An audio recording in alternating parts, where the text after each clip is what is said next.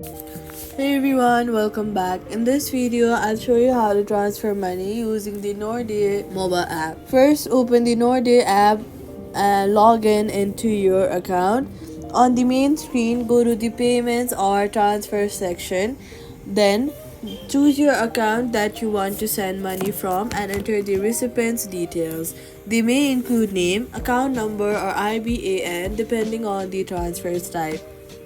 Enter the amount you want to send and review all the details carefully to avoid mistakes. After that, confirm the transfer and complete the security verification using bank ID or chosen method. Once confirmed, the money will be sent to you and you will see a confirmation message. The transfer time may vary depending upon recipient's bank. That's how you transfer money using the Nordea Mobile Banking app. Do not forget to subscribe for more simple and helpful guides.